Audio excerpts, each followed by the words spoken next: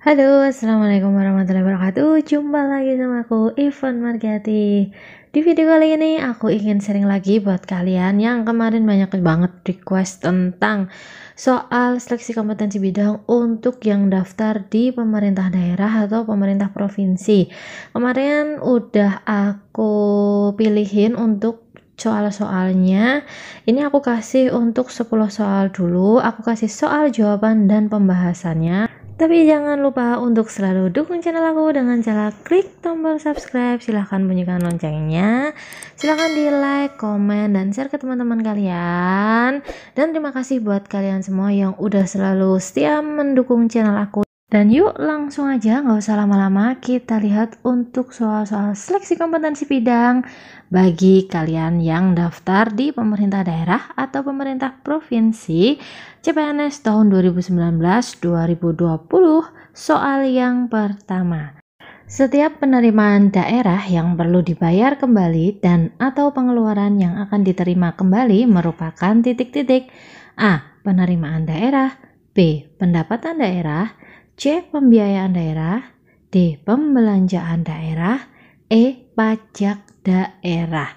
Jawaban yang benar adalah yang C. Pembiayaan daerah.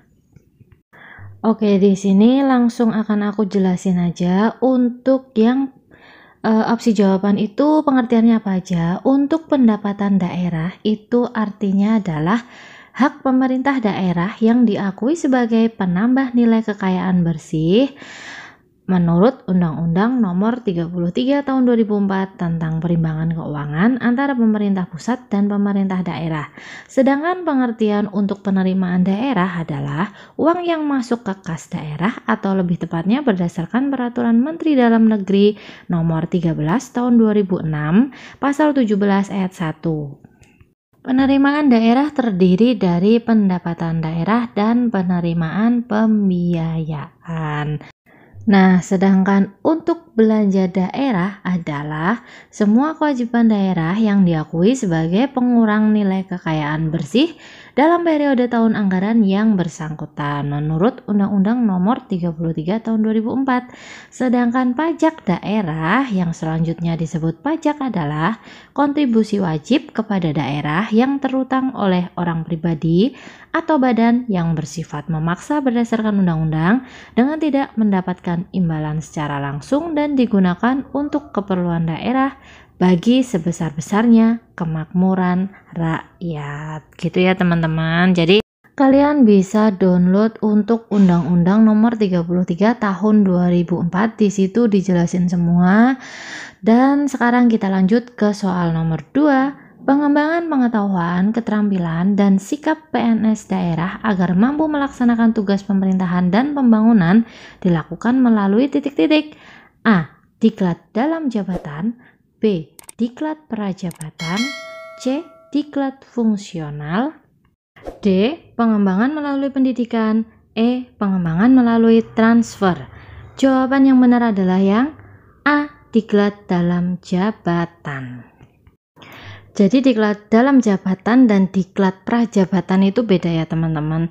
Diklat prajabatan atau pendidikan dan pelatihan prajabatan itu adalah syarat bagi calon pegawai negeri sipil atau CPNS untuk diangkat menjadi pegawai negeri sipil atau PNS.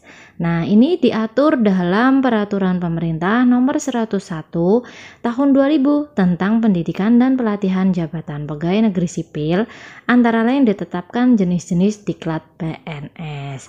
Kemudian kalau diklat fungsional itu adalah diklat yang memberikan pengetahuan dan keahlian fungsional tertentu yang berhubungan langsung dengan pelaksanaan tugas jabatan fungsional keahlian yang bersangkutan. Oke, kita lanjut ke soal nomor 3. Unsur pelaksanaan otonomi daerah pada pemerintah daerah adalah titik-titik. A. Sekretariat daerah. B. Inspektorat daerah. C. DPRD. D. Dinas daerah. E. Badan Kepegawaian daerah. Jawaban yang tepat untuk unsur pelaksana ya teman-teman, hati-hati. Unsur pelaksana berarti yang tepat adalah yang D. Dinas daerah. Lanjut soal nomor 4. Kriteria internal dalam pembagian urusan pemerintahan antar susunan pemerintahan antara lain titik-titik. A. Akuntabilitas pemerintah daerah. B. Potensi daerah. C. Otonomi daerah. D. Eksternalitas antar daerah. E. Perimbangan antar daerah. Jawaban yang tepat adalah yang D. Eksternalitas antar daerah. Lanjut soal nomor 5. Inspektorat Kabupaten merupakan unsur pengawas penyelenggaraan pemerintahan daerah yang bertugas melakukan pengawasan dalam hal titik-titik. A. Pelaksanaan urusan pemerintahan di daerah kabupaten. B. Pembinaan atas penyelenggaraan pemerintahan daerah kabupaten. C. Pelaksanaan pembinaan atas penyelenggaraan pemerintahan daerah. D. Perumusan dan penyusunan kebijakan umum dan teknis di bidang pendapatan dan pengelolaan keuangan dan aset daerah. E. Pelaksanaan dekonsentrasi dan tugas pembantuan. Jawaban yang paling tepat untuk tugas inspektorat adalah yang A.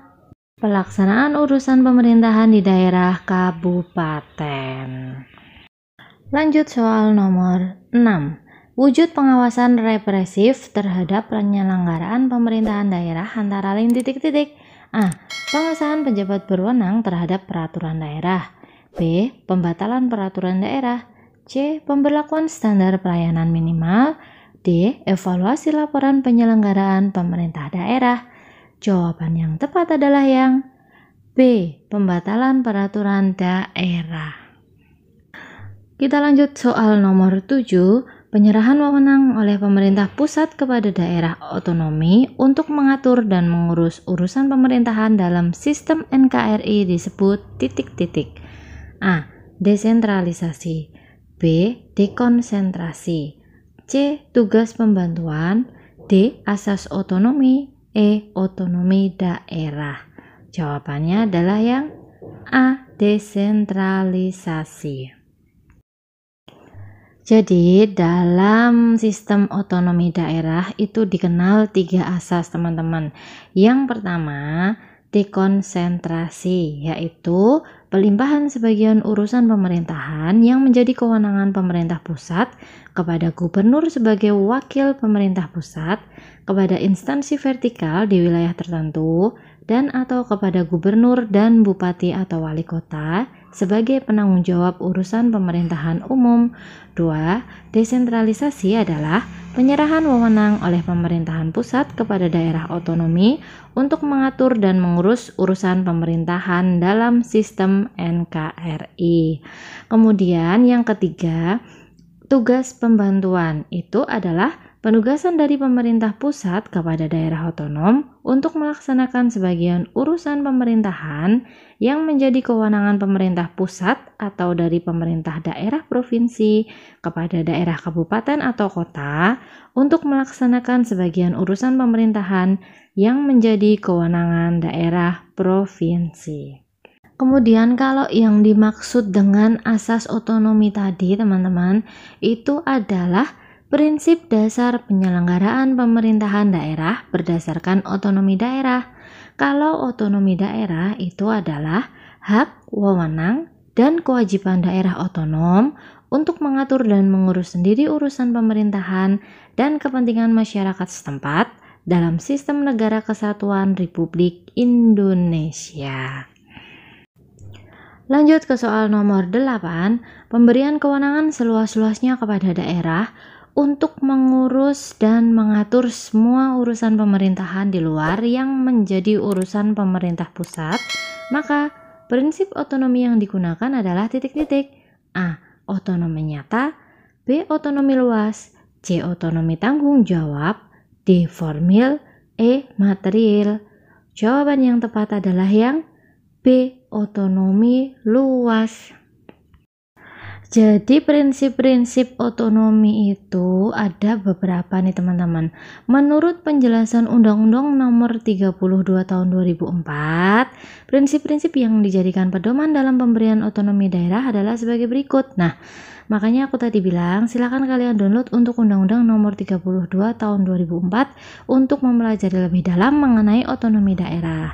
Nah, untuk prinsip-prinsipnya yang pertama adalah otonomi luas adalah pemberian kewenangan seluas-luasnya kepada daerah untuk mengurus dan mengatur semua urusan pemerintahan di luar yang menjadi urusan pemerintah pusat.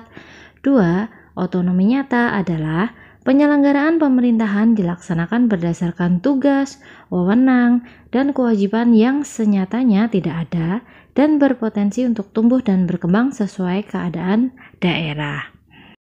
Kemudian yang ketiga, otonomi bertanggung jawab adalah penyelenggaraan pemerintahan harus jalan dengan tujuan dan maksud pemberian otonomi, yaitu memberdayakan daerah dalam rangka meningkatkan kesejahteraan rakyat sebagai bagian utama dari tujuan nasional. Oke, lanjut ke soal nomor 9. Karakteristik local state government antara lain titik-titik. A. Hubungan pusat dengan daerah hanya hubungan pengawasan. B. Penyelenggaraan pemerintahan dilaksanakan pegawai daerah. C. Penyelenggaraan urusan dibiayai dari sumber keuangan sendiri. D. Kewenangan pejabat pemerintah pusat terbatas. Jawabannya adalah yang D. Kewenangan pejabat pemerintah pusat terbatas. Kita lanjut ke soal nomor 10. Alat kelengkapan DPRD yang bertugas membahas persoalan besar yang akan diputuskan DPRD adalah titik-titik. A. Komisi DPRD. B. Badan Musyawarah. C. Fraksi DPRD. D. Badan Kehormatan. E. Badan Anggaran. Jawaban yang tepat adalah yang B. Badan Musyawarah. Jadi alat kelengkapan dewan itu terdiri dari pimpinan DPRD, Badan Musyawarah, Komisi, Bapemperda, Badan Anggaran, Badan Kehormatan, dan alat kelengkapan lain yang diperlukan dan dibentuk berdasarkan rapat paripurna. Oke teman-teman semuanya, sampai di sini dulu video aku tentang soal-soal seleksi kompetensi bidang CPNS bagi kalian yang mendaftar di pemerintah daerah atau pemerintah provinsi. Nah, aku saranin buat kalian semuanya untuk selalu latihan soal-soal karena sebentar lagi kan akan dilaksanakan tes seleksi kompetensi bidang yang tinggal selangkah lagi kalian akan lolos menjadi ASN tahun ini. Semoga video aku ini bermanfaat buat kalian semuanya. Terima kasih sudah melihat video aku sampai selesai. Assalamualaikum warahmatullahi wabarakatuh.